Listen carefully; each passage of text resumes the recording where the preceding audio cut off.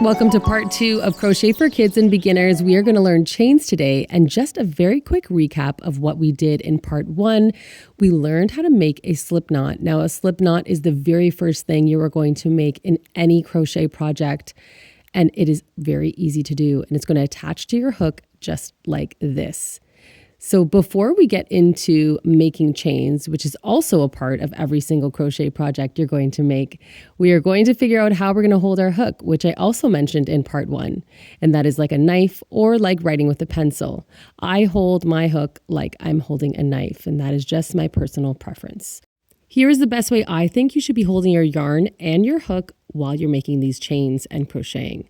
So with your left hand, you're going to take your pinky, your thumb, and sometimes your middle finger, and it will pull and hold on to that yarn end, which is not attached to the yarn ball.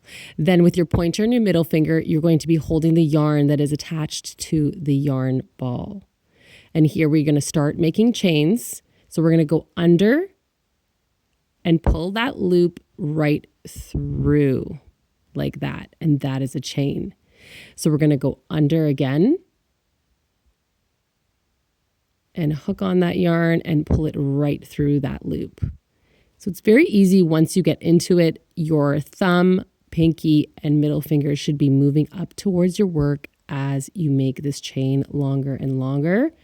And you should be holding it not tightly, but just comfortably so that you feel like you can pull that yarn through that loop. Now, to count your chains, you'll see that it makes this braid and looks like little V's. Each braid and each V counts as one chain. So you'll see right there, I've made 4 chains so far. So let's see that one more time. We're going to take our hook and go under and pull up that yarn right through that loop. Now, if you've made a mistake or you need to undo any of these chains, you simply just pull it and it will just come apart.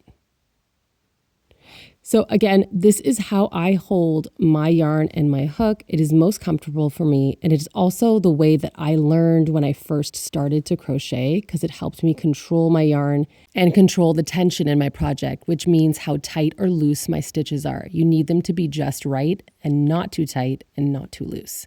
So you'll get used to that once you start crocheting a little bit more. You also need to make sure that your pinky and your thumb are constantly moving up as you're making your chains, just so that you can make sure that all of your chains are not too tight or not too loose, and they're all looking and feeling the same. So make sure your hook goes under and pull that loop right through.